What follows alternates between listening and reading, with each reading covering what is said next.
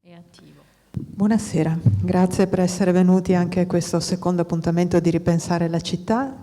Siamo felici di vedervi numerosi e siamo sicuri che oggi proverete delle grandi emozioni perché abbiamo con noi degli ospiti illustri. Il professor Ferrari è tra i più importanti grecisti e studiosi di Platone. La dottoressa Cianciullo sta facendo proprio una tesi di dottorato e vogliamo sempre affiancare un giovane ricercatore accanto a un docente esperto, una tesi di dottorato proprio in ambito neoplatonico ed è musicista anche. E poi abbiamo tanti giovani che non vedono l'ora di suonare qui davanti a voi. Anzi, avremo proprio un piccolo fuori programma che non trovate nel programma di sala, un piccolo pezzo per introdurvi musicalmente l'atmosfera che respirerete oggi è En bateau di Debussy, della piccola suite di Debussy. Abbiamo due giovani che suoneranno a quattro mani. E dopo questo primo, introduzione all'ascolto, daremo la parola ai nostri relatori e alla fine, rimanete fino alla fine perché ci saranno questi giovani che suoneranno opere di Liszt e Debussy ispirate al tema dell'acqua. Questo perché tutto il nostro ciclo si rivolge agli antichi, soprattutto pensiero di Platone, degli antichi greci, ma questo pensiero degli antichi è finalizzato per capire cosa possiamo fare oggi noi per la nostra città, per reinventarla, ed ecco perché abbiamo scelto delle musiche ispirate al tema dell'acqua, che è l'elemento simbolo della nostra città. Ma non rubo altro tempo e lascio subito la parola ai nostri due ragazzi, sono Alfredo Conte e Lewis Nesby. Grazie.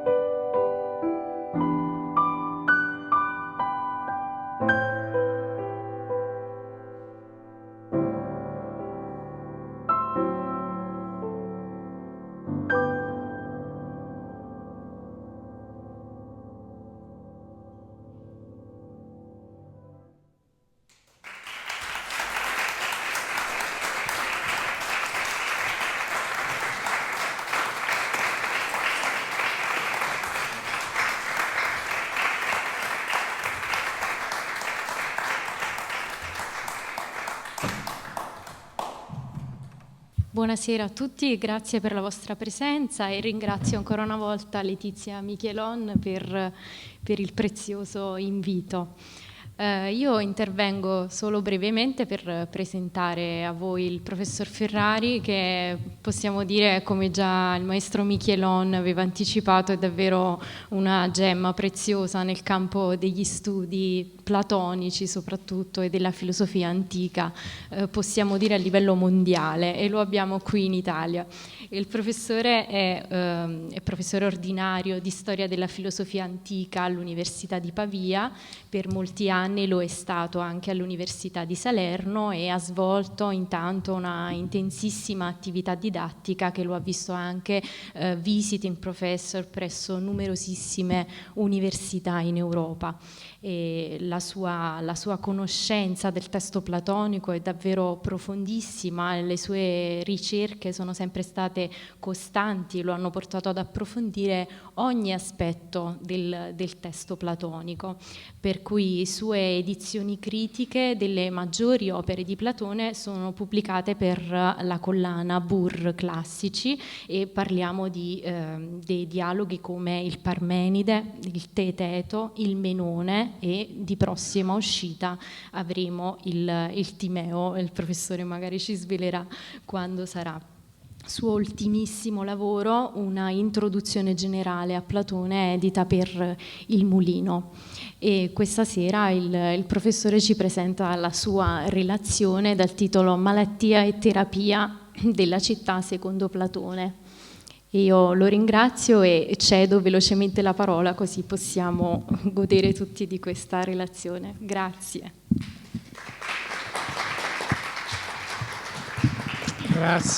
Grazie Sara per queste parole generose che vanno molto al di là dei miei meriti e modestissimi limiti, però devo dire di essere molto contento di essere in questa sede e quindi di ringraziare le organizzatrici di questo ciclo, vale a dire Sara Cianciullo, Letizia Michelon e Melania Cassan, di ringraziare l'Ateneo Veneto per la meravigliosa location nella quale ci troviamo. Mette i brividi essere veramente in questo splendido palazzo, in questa splendida sala, e un ringraziamento particolare vorrei rivolgere anche alla Fondazione Archivio Vittorio Cini, nella persona del dottor Giovanni Agliata, che so avere sostenuto questa iniziativa. Ora, io cedo la parola immediatamente a Camilla Grandi, che ci consentirà di entrare nel vivo della nostra chiacchierata leggendo un passo molto celebre del primo libro della Repubblica, dove fa la sua comparsa il misterioso, ambiguo e famigerato personaggio di Trasimaco. Trasimaco più volte, anche nel bel mezzo della nostra discussione, era stato sul punto di prendere in mano il discorso. Poi quelli che gli sedevano accanto l'avevano bloccato perché volevano ascoltare fino in fondo. Ma appena facemmo una pausa, dopo che io avevo detto queste parole, non riuscì più a mantenere la calma e, contrattosi su se stesso alla maniera di una belva, si scagliò contro di noi come per sbranarci. Sia io che Polemarco, atterriti, restammo in preda al panico. E quello, lanciando in mezzo a tutti il suo grido di battaglia, disse: «Di che folle vi andate occupando da un pezzo, Socrate? E perché fate i buffoni tra voi inchinandovi a vicenda? Ma se vuoi in verità sapere cosa è il giusto, non limitarti a domandare e a gloriarti della confutazione appena ti si risponde, ben sapendo che è più semplice interrogare che rispondere. Piuttosto, rispondi tu stesso e di che cosa sostieni sia il giusto. E attento a non dirmi che è l'opportuno, il giovevole o il vantaggioso, il profittevole o l'utile, ma dimmi con chiarezza e precisione quello che intendi, perché io non accetterò nessuna di queste chiacchiere». «Ascolta dunque», disse lui, Io affermo che il giusto non è altro se non l'utile del più forte. Ma perché non mi elogi? Ma non vorrai? Certo, se prima capisco, dissi, che cosa intendi? Ancora non lo so. Dici che l'utile del più forte è giusto. E con questo, Trasimaco, che cosa mai vuoi dire? Probabilmente non intendi qualcosa di questo genere. Se Pulidamante, il pancraziaste, è più forte di noi, e se per il suo corpo è utile la carne di manzo, allora questo cibo è utile e giusto anche per noi che siamo più deboli di lui. Disgustoso sei, Socrate, disse, e prendi l'argomento in modo da sfigurarlo più che puoi. Proprio per niente, ottimo amico, dissi. Ma di con più chiarezza che cosa intendi. Non sai, disse, che alcune città hanno un regime tirannico, altre democratico, altre ancora aristocratico? E come no? E non è proprio questo essere forte in ciascuna città? Il potere? Certo. Ogni forma di potere stabilisce dunque le leggi in funzione del proprio utile. La democrazia le farà democratiche, la tirannia le tiranniche e similmente le altre. E una volta stabilite, sanciscono che giusto per i sudditi è ciò che è utile ai detentori del potere e puniscono i trasgressori come colpevoli di illegalità e ingiustizia. Questo è dunque, eccellente amico, ciò che io sostengo sia giusto nello stesso modo in tutte le città, l'utile del potere costituito. Ma è poi questo a essere forte, sicché ne segue per chi ragioni correttamente che dovunque giusto è lo stesso, l'utile del più forte.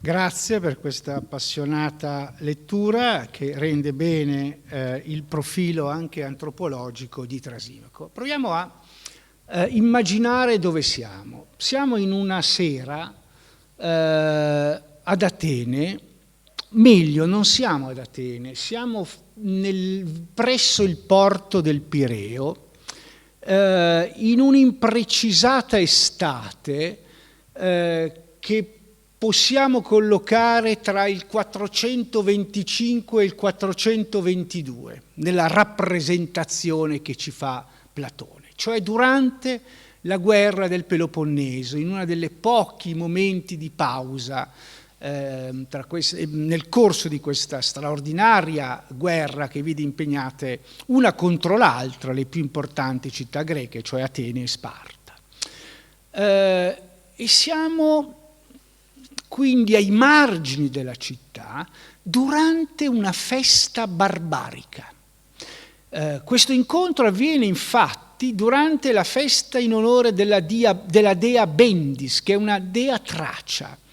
Platone vuole in qualche modo indurci a collocare questa conversazione tra Socrate, il suo grande maestro, e una serie di personaggi, tra cui il grande sofista Trasimaco, al di fuori dei confini dell'Atene del V secolo. Perché la rifondazione della città che Platone ha in mente richiede in qualche modo un'operazione di fuoriuscita dalla città storica. E questo è un indizio molto importante. Quindi siamo in un clima quasi barbarico. La dea Bendis e le celebrazioni connesse ad essa non hanno nulla a che fare con la religione cittadina. Quindi Platone vuole in qualche modo introdurci in questo spazio nuovo, quasi barbarico. E perché tratta della giustizia e perché è importante in un ciclo che noi stiamo dedicando, che qui state dedicando al tema della città, la giustizia è così importante? Perché la giustizia è la virtù più relazionale alla quale pensavano i greci. È una virtù che ha a che fare con la dimensione relazionale dell'uomo. nei suoi rapporti con gli altri uomini, prima di tutto, con le istituzioni, con le leggi e infine addirittura anche eventualmente con la dimensione del divino, cioè con gli dei. Quindi è naturale dal punto di vista di Platone iniziare una riflessione sulla città, anzi Platone chiama espressamente questa città in via di costruzione con il pensiero, la chiama Callipolis, la città bella, la città perfetta. E all'interno di uno spazio conversazionale, quello tra Socrate, Polemarco, Cefalo, tutte figure urbane per così dire, che condividono se non altro l'attitudine conversazionale, fa la sua irruzione questa figura così diversa, Trasimaco, che prende le distanze non solo sul piano teorico da Socrate e dal socratismo, ma anche sul piano, vedete, antropologico. Accusa Socrate e i suoi partner, i suoi interlocutori di farsi a vicenda salamelecchi, diremmo noi, no? E di non avere colto che cosa sia in realtà la giustizia. Cioè l'operazione di Trasimaco è un'operazione di smascheramento della natura non universale della giustizia. La giustizia, dice Trasimaco, non è come pensava una tradizione in qualche modo ereditata anche da Socrate, cioè uno spazio neutro. Le leggi sono un luogo neutro in cui vengono mediati i conflitti della città. Pensate a una figura come Solone, il quale Solone tra l'altro ha anche un rapporto di parentela con Platone, essendo un antenato in linea diretta della mamma di Platone, di Perictione. E Platone è figlio di questa grande tradizione aristocratica con vocazione politica. E tuttavia Trasimaco prende le distanze da questa idea, da questa tradizione, e dice che smaschera la natura della giustizia, dice che la giustizia è tos feron tu creitonos, l'utile del più forte. E per spiegare che cosa è, sposta il discorso immediatamente su un piano, su una dimensione politica. E dice, guardiamo le varie forme costituzionali, la tirannide, la aristocrazia, la democrazia. Tutte queste forme stabiliscono leggi e la giustizia corrisponde al rispetto e all'osservanza di queste leggi, ma queste leggi non sono neutre, ma sono, come dire, promulgate nell'esclusivo interesse di chi detiene il potere.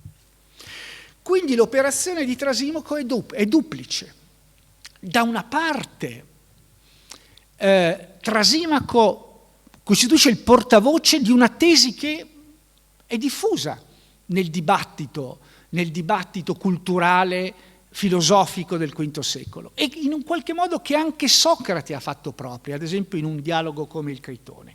Giustizia è l'osservanza delle leggi che una città si è data. I tedeschi lo chiamano Rechtspositivismus, cioè positivismo del diritto.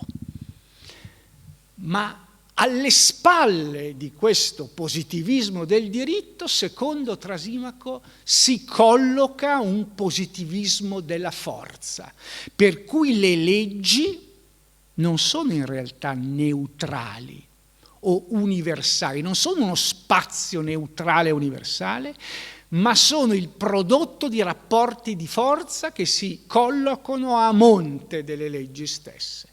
Chi vince il conflitto per il potere promulga leggi a proprio esclusivo interesse. Questa è l'operazione, pensate, è un attacco formidabile, formidabile. Tant'è vero che Socrate non riesce a confutare immediatamente la posizione di Trasimaco, ha ammesso che si possa confutare questa posizione. Poi quello sarebbe oggetto interessante di discussione, anche sul piano teorico.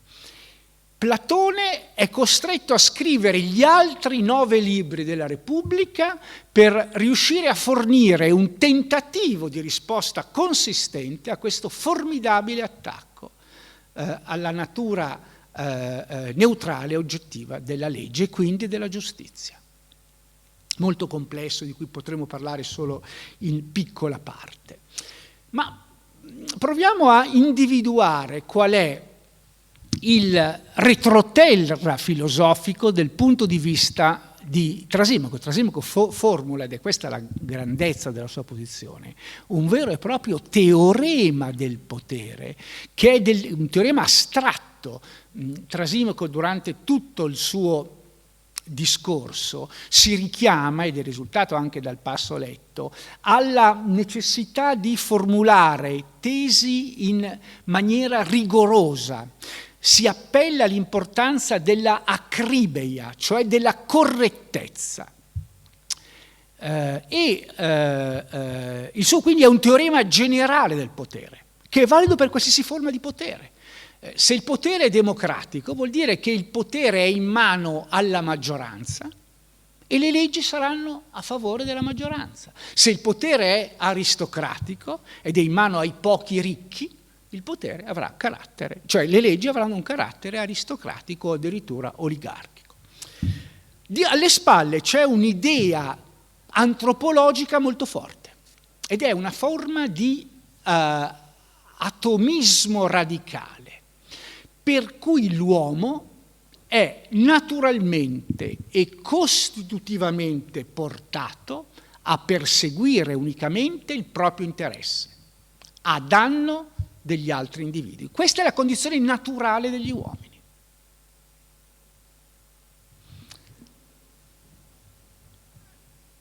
E qui bisogna fare quindi, per smontare una simile tesi, occorre in qualche modo presentare un'antropologia alternativa a quella di Trasimaco. Qual è, secondo Trasimaco, l'istinto naturale degli uomini? Quello detto di perseguire il proprio interesse e di sopraffare gli altri. C'è un termine greco che esprime questa condizione naturale e che è il termine pleonexia, da pleon, che significa di più. Ciascun uomo vuole di più per se stesso, anche a danno degli altri. Che cos'è in questo contesto allora la giustizia? Abbiamo visto è il rispetto delle leggi. E queste leggi come nascono? Ora, ho detto che la posizione di Trasimaco non viene confutata da Socrate. Socrate mette in luce alcuni elementi di debolezza. Per esempio osserva che è impossibile costruire orizzonti di efficacia all'interno di una dimensione di ingiustizia, cioè di perenne lotta tra gli uomini. L'esempio che fa Socrate è quello di una banda di briganti. Una banda di briganti, per poter agire efficacemente, deve avere almeno un minimo tasso di giustizia interno, se no non potrebbe agire in maniera efficace. Tuttavia è una risposta ancora debole, come è debole l'analogia della tecnica. Socrate osserva che in realtà il potere non persegue l'utile del più forte, cioè di se stesso, ma è un'attività di servizio. Il potere, l'uomo politico va equiparato, dice Socrate, al mandriano o al pastore che si cura del proprio gregge. Ma qui naturalmente Trasimaco ha gioco facile a smontare l'analogia di Socrate, perché dice, chiaro, il mandriano non alleva, non nutre le bestie per il vantaggio delle bestie, ma lo fa unicamente per potersi arricchire attraverso la vendita oppure la macellazione degli animali. Quindi occorre fare un percorso più lungo e questo percorso sostanzialmente occupa gli altri 9 libri della Repubblica di Platone. La prima mossa si trova all'inizio del secondo libro. Le tesi di Trasimaco vengono in qualche modo ereditate da Glaucone, che possiede una notevole raffinatezza teorica senza avere, come dire, il carattere, il radicalismo antropologico di Trasimaco. È quindi più portato alla urbanità nella conversazione. E Glaucone inizia con una distinzione dei tipi di beni, perché vuole stabilire a quale di queste categorie appartiene la giustizia. 3, dice, sono i tipi di beni. Questa distinzione è oggetto, sono state scritte centinaia di pagine, anzi migliaia di pagine, no? Su questa distinzione che Platone mette in bocca a Glaucone. Dice dunque Glaucone che ci sono dei beni che si perseguono per se stessi, come ad esempio il gioire.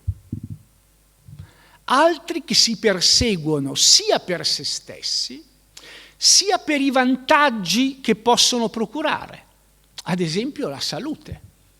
La salute è di per sé un bene, ma consente anche di perseguire altri beni, se uno è sano.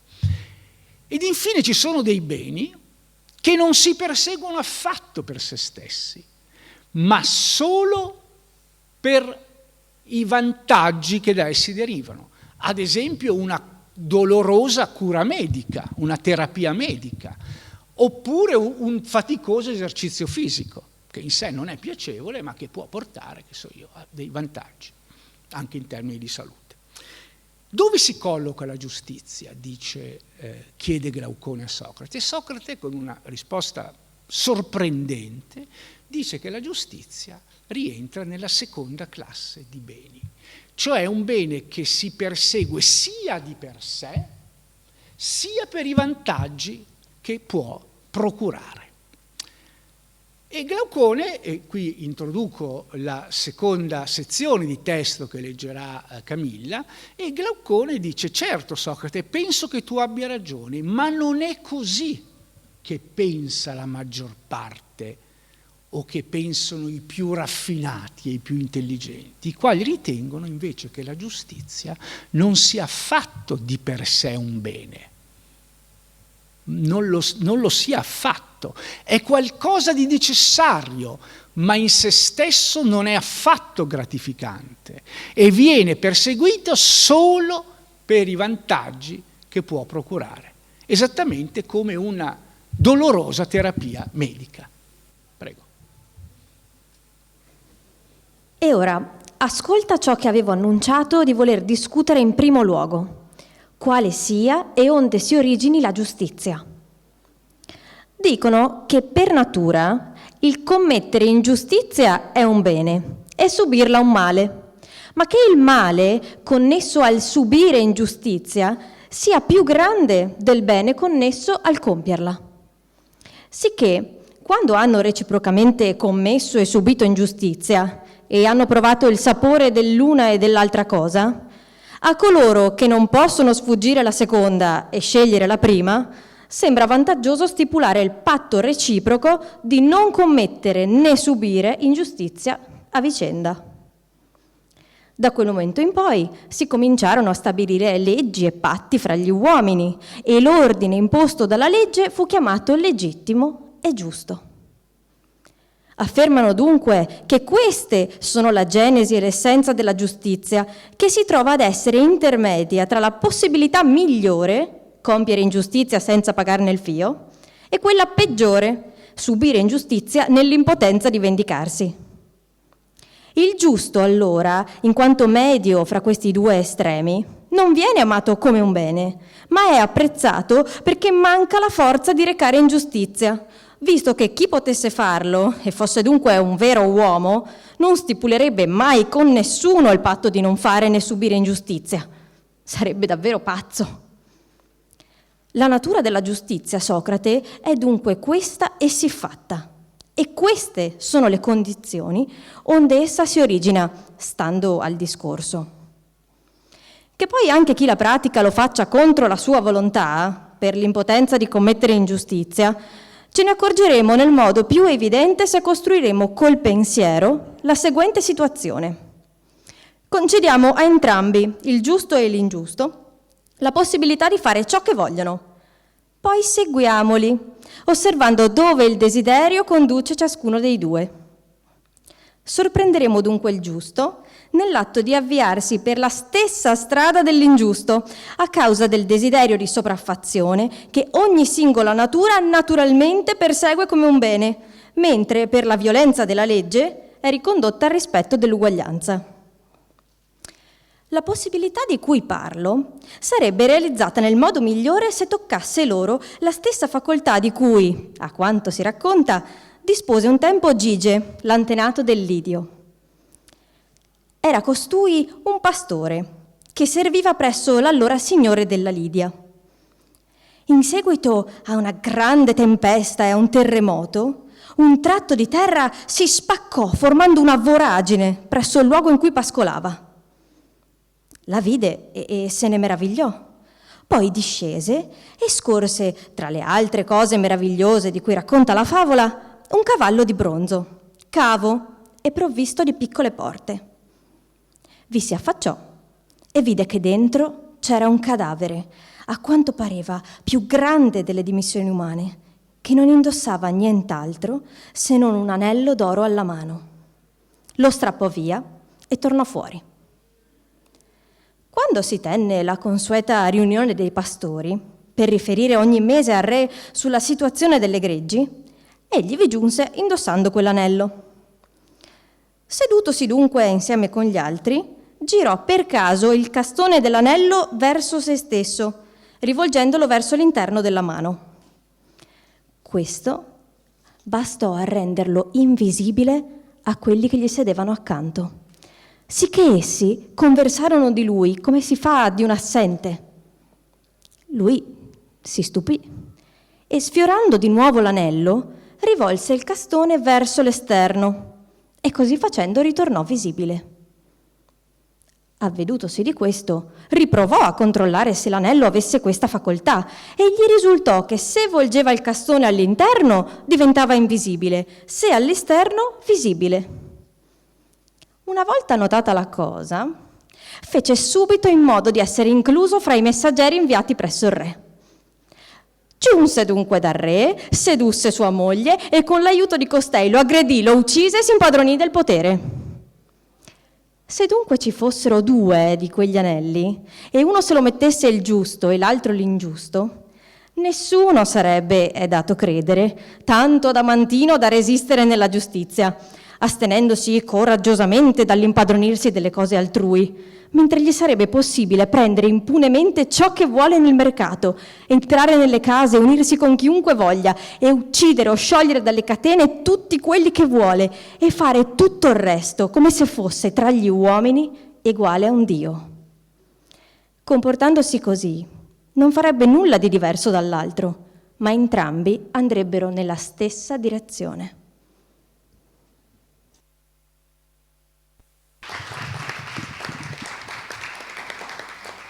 Dunque questo è, io trovo un passo straordinario, no? È un esperimento mentale che Platone presenta, come fa spesso, nella forma di un mito, cioè in una forma evocativa, plastica, il cui senso è evidentemente il seguente: la natura degli uomini è tale da essere dominata dallo spirito di prevaricazione nei confronti degli altri uomini. Il comportamento giusto è determinato unicamente da un fattore, cioè dalla paura di finire vittima dell'ingiustizia altrui, cioè dello spirito di prevaricazione di tutti gli altri uomini. Nel passo che abbiamo ora letto abbiamo di fronte il primo esempio nell'intera tradizione filosofica e politica occidentale di teoria contrattualistica. La giustizia è la nascita di un'aggregazione tra uomini, è il risultato di un contratto che gli uomini stipulano per paura. Questa è la ragione che muove gli uomini a costituirsi, ad aggregarsi in società, e le leggi non sono altro, come dire, che i sistemi normativi che sanciscono questo contratto, questo accordo tra gli uomini. Quindi il contrattualismo che sarebbe nato in Europa con la filosofia del Seicento in realtà è nato qui, perché Platone lo conosceva il contrattualismo. Probabilmente fu il sofista Antifonte a sviluppare una tesi molto simile a quella che Platone mette in bocca a Glaucone in questo passo della Repubblica. Qual è la risposta di Socrate, cioè di Platone, a questa sfida che vediamo? È una sfida formidabile, a un atomismo e a un iperindividualismo che costituirebbe la natura stessa dell'uomo. Platone, attraverso Socrate, fornisce uno schema, un modello diverso di costruzione della città. Dice Platone che gli uomini non si aggregano per paura, come riteneva Antifonte, Glaucone e tanti intellettuali dell'epoca, ma si aggregano per creia, cioè per bisogno, o meglio perché sono consapevoli della propria condizione di non autosufficienza rispetto alle necessità fondamentali dell'esistenza, che sono il nutrimento, cioè mangiare, e la protezione, diciamo, quindi vestirsi e abitare. Queste tre fondamentali necessità dell'esistenza, rispetto a queste tre necessità fondamentali, gli uomini pervengono alla conclusione di essere non autosufficienti. Ma non è ovviamente così semplice. Però è la prima forma. Platone non sta facendo un discorso storico, non sta ricostruendo la genesi storica della città, ma la genesi logica della città e quindi della giustizia, perché la giustizia nasce nel momento in cui gli uomini si danno delle leggi che devono regolare i loro rapporti. Ma qual è la ragione dell'aggregazione? Noi stiamo tenendo un corso sulla città. La domanda è: perché gli uomini si aggregano? Una risposta, abbiamo visto, è quella della paura. La risposta contrattualistica. La risposta platonica è di diverso tipo, cioè gli uomini si aggregano perché pervengono alla consapevolezza di non essere autosufficienti rispetto ai bisogni fondamentali della sopravvivenza. E c'è un passo che vi leggo di 2 righe, permettetemi, che dà la cifra in poche parole di questo processo. Dice Platone: non accade dunque che un uomo se ne associ un altro in ordine a un bisogno e un altro ancora per un altro bisogno, e che avendone molti si raccolgono in un solo insediamento, formando una comunità di reciproco aiuto. E questo insediamento comunitario e a questo insediamento comunitario abbiamo dato il nome di polis, cioè di città. Ora, come avviene questo processo aggregativo? Avviene in virtù di 2 fattori, della concomitanza di 2 fattori molto diversi che sono costitutivi della natura umana, ossia l'uguaglianza dei bisogni, e abbiamo visto quali sono i bisogni fondamentali, e la differenza nella disposizione e nella dotazione naturale degli uomini. Cioè ogni uomo ha una disposizione diversa da un altro. Uno è portato a fare il muratore, un altro a fare il sarto, un altro a fare l'agricoltore. Ora gli uomini si rendono conto che in termini di efficienza economica è molto più performante, per così dire, se ciascuno di loro svolge una e una sola attività e mette in comune il surplus della produzione di questa attività. Quindi il calzolaio fabbricherà dopo aver raggiunto il fabbisogno di scarpe per se stesso e per la propria famiglia, ne fabbricherà altre in modo da metterle a disposizione e poterle scambiare con i prodotti del contadino e con la casa che gli costruisce il muratore.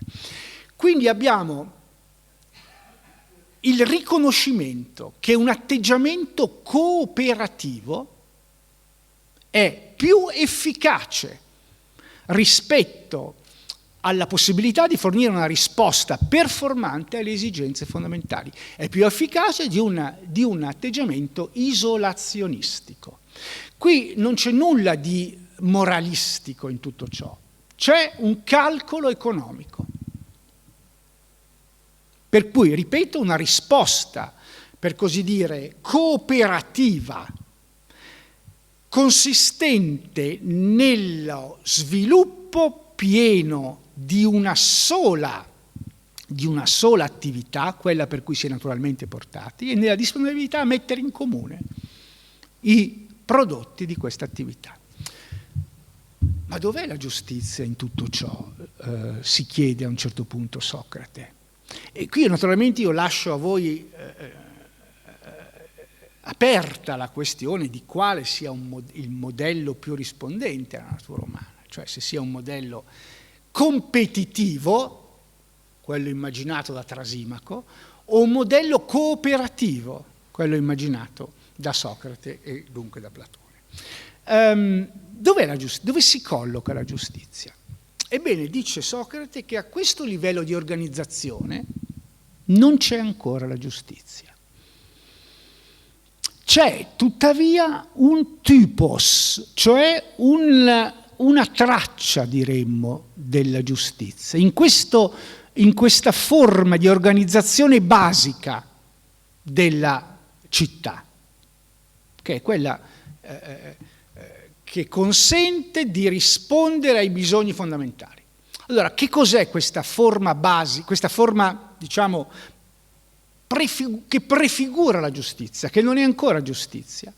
È il principio, dice Socrate, della oikeiopraghia, che vuol dire, oikeio vuol dire proprio, praghia da prasso, fare, ciascuno fa la propria attività, e solo la propria attività, senza disperdersi in tante attività.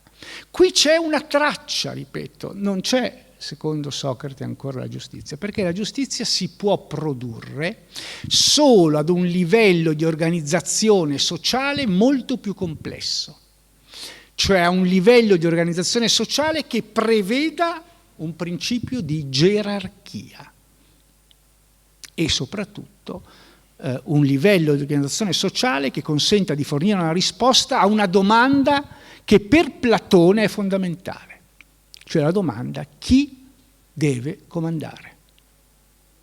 Qui non c'è ancora un'organizzazione politica, c'è solo un'organizzazione economica costituita da soggetti che si collocano sullo stesso piano. Non c'è affatto una gerarchia.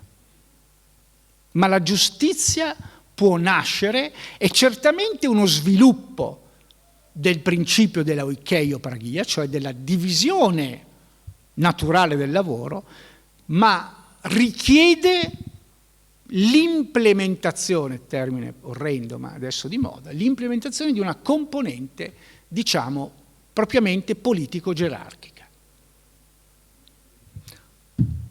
Come si arriva, io mi avvio a concludere perché il tempo è limitato e so che mi è stato detto che alle 6:30 devo chiudere la mia parte. Qui, per arrivare a fornire una risposta, diciamo, una prima risposta, in realtà la risposta completa è molto più complessa, ma io dovrei raccontarvi tutti i 9 libri della Repubblica, però una prima risposta sia già a questo livello dello sviluppo argomentativo. Secondo Socrate, per una sorta di dinamica naturale legata ai bisogni, questa società primitiva, che ironicamente viene chiamata città dei maiali, perché ha bisogni molto semplici, però è una città ancora sana, non giusta, ma sana, perché i bisogni sono bisogni basici: mangiare, abitare, proteggersi. Questo livello, c'è una dinamica interna che comporta uno sviluppo dei bisogni che diventano bisogni non necessari. Ad esempio, non ci si limita più al bisogno di mangiare, ma si vuole mangiare particolarmente bene, cibi più raffinati. E quindi nasceranno altre figure, sempre in base al principio dell'oikeiopragia, altre figure professionali e produttive. Nasceranno ad esempio gli allevatori, nasceranno i cuochi, nasceranno le balie, poi nasceranno i teatranti, gli attori, gli scrittori di commedie e di tragedie. È chiaro che Platone sta descrivendo Atene del V secolo. Questa è una città, dice Platone, che diventa, usa la metafora medica, è una città gonfia, lussuosa, infiammata, metafora medica, malata. Nasce la guerra. La guerra, e questo è un punto fondamentale, non è, secondo Platone, la manifestazione di un istinto naturale dell'uomo, come credeva il modello suggerito da Glaucone e da Trasimaco. Gli uomini sono portati a recarsi vicendevolmente guerra, recarsi in giustizia, ma la guerra è il prodotto di uno sviluppo perverso dei bisogni, per cui per soddisfare nuovi bisogni si muove guerra ad altre città e si cerca di difendersi dalle mire di queste altre città. Nasce allora una nuova figura professionale, la figura dei militari. Platone chiama questa figura i phylakes, i protettori o guardiani, da phylasso, che in greco significa appunto proteggere, difendere. Quindi l'ultima scaturigine della città gonfia e lussuosa, naturalmente un'altra figura professionale che nasce nella città lussuosa è quella dei medici, che sono chiamati a curare le patologie che si sono prodotte per un'alimentazione che è cambiata e via dicendo, no? Ora, l'ultima figura, l'ultima scaturigine del processo perverso che produce l'infiammazione della città, la malattia della città, è quella del ceto dei militari. Ecco, per paradossale che possa apparire, secondo Platone è proprio da questo ceto che può nascere, come dire, il percorso che conduce alla città bella e alla città giusta. Per quale ragione? E chiudo, diciamo, poi potrei parlare per molto più tempo, ma almeno vi segnalo qual è l'orizzonte di soluzione indicato da Platone. Perché questo ceto è l'unico che pensa e agisce non nell'interesse privato, ma nell'interesse della comunità. È l'unico capace di pensare universalmente e non individualmente, come tutti gli altri produttori. È la dinamica la dinamica relazionale nel caso degli altri produttori che genera una sorta di aiuto reciproco, ma ciascuno è portato nel proprio interesse ad agire e a produrre. Ecco, nel caso del ceto dei difensori o guardiani, o come vogliamo tradurre l'espressione platonica, abbiamo a che fare con un gruppo di individui che poi diventeranno nello sviluppo argomentativo platonico i filosofi, i quali pensano non individualmente ma universalmente, cioè nell'interesse della comunità.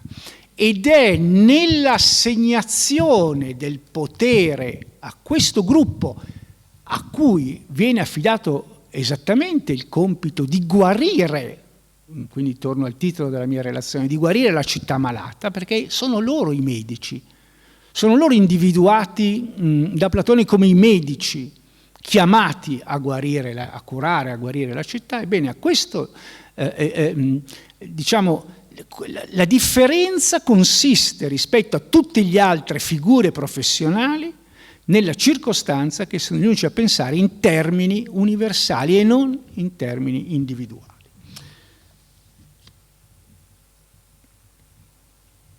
Naturalmente poi i caratteri dei filosofi non potremo occuparcene, però in questo modo Platone fornisce una risposta all'interrogativo che per lui è fondamentale, cioè l'interrogativo relativo a chi debba essere assegnato il comando. A questo punto allora la giustizia diventa, nella risposta che Platone fornisce nel quarto libro, un corretto, la giustizia nella città. Nell'anima la cosa diventerebbe più complessa, ma possiamo lasciarla da parte, a noi interessa un discorso politico. La giustizia nella città diventa il corretto rapporto gerarchico funzionale tra le parti della città. La giustizia dunque è sì ciò che era l'oikeiopraghia, cioè la divisione naturale dei compiti, ma a questa divisione naturale dei compiti, che funziona a livello per così dire paratattico, si aggiunge una componente gerarchica. La giustizia è il corretto rapporto gerarchico tra le parti e le funzioni all'interno della città. Io mi fermerei.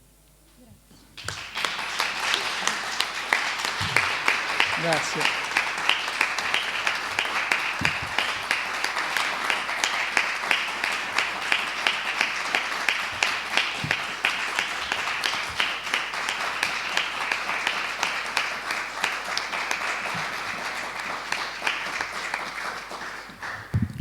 Grazie al professor Ferrari che come sempre ha espresso con estrema chiarezza quello che è il pensiero di Platone e ci ha fatto anche vedere come le riflessioni che Platone ci impone sono delle riflessioni per noi fondamentali anche per il nostro presente.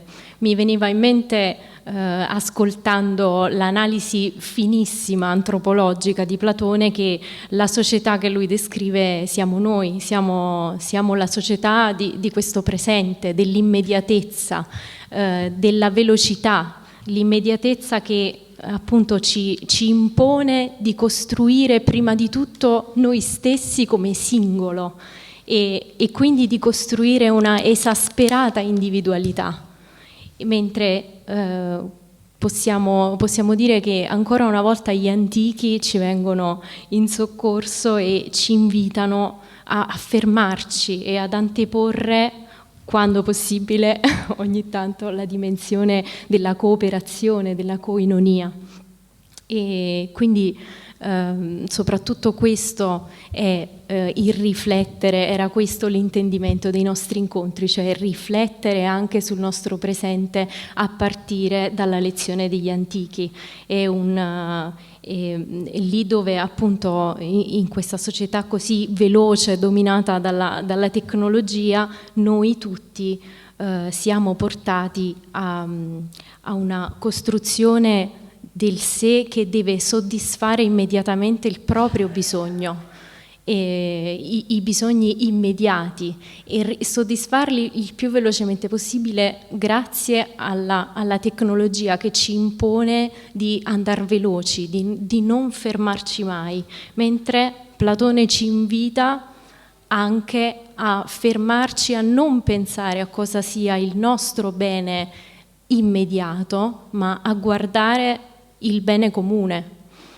Ora chiedo ma brevemente al professor Ferrari se vuole intervenire su questa questione, cioè sulla questione che ci riporta nel presente, e gli chiedo se ci sia una categoria platonica che lui pensa possa essere in qualche modo applicata al nostro presente, e inoltre se sarà mai possibile pensare universalmente o aspirare ad avere un governante che possa pensare davvero universalmente e non anteporre prima il proprio benessere. Grazie.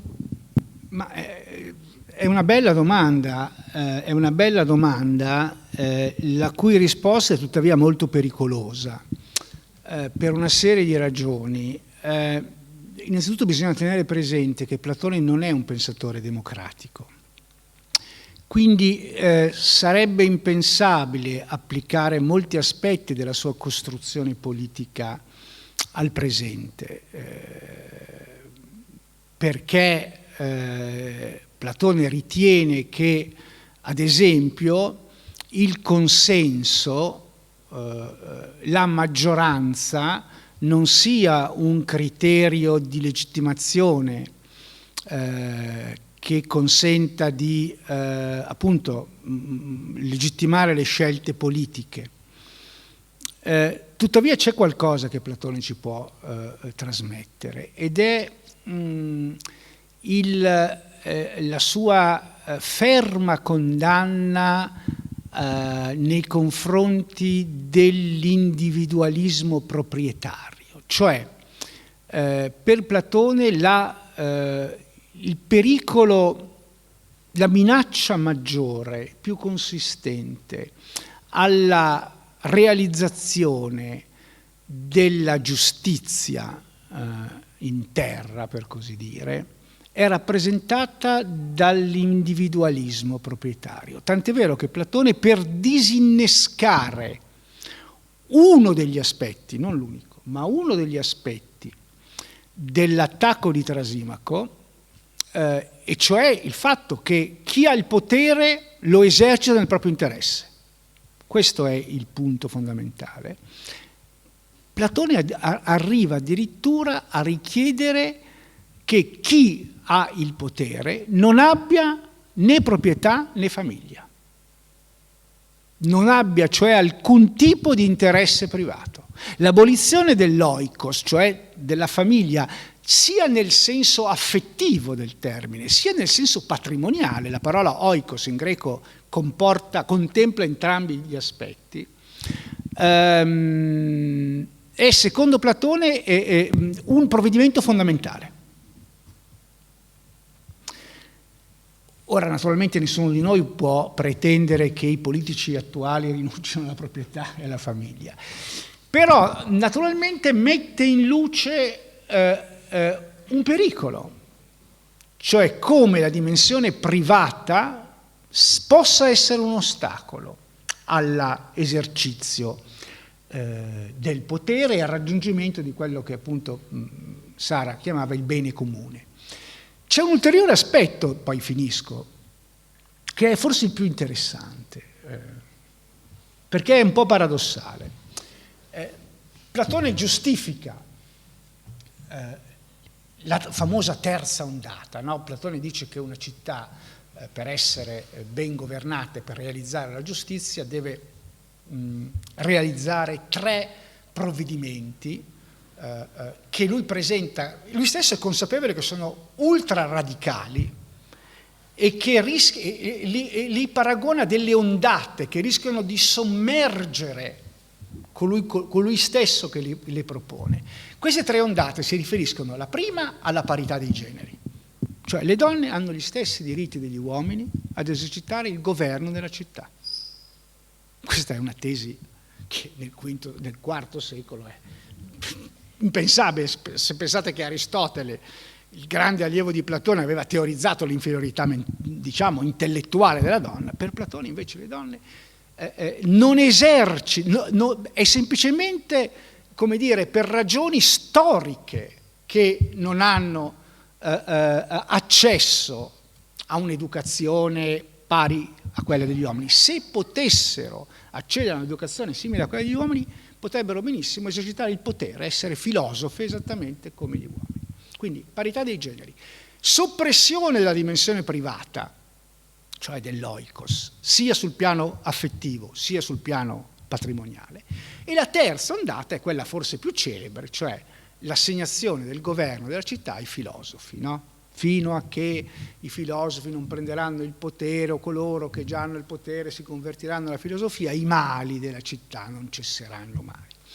Ecco, il potere dei filosofi viene giustificato sulla base del fatto che i filosofi hanno questa capacità di agire e pensare nell'interesse comunitario, conoscono il mondo delle idee, cioè il mondo delle norme assolute, oggettive, della giustizia, del bene, bla bla bla, va bene, questo lo sappiamo tutti bene, ma l'ultima ragione, che è la più paradossale,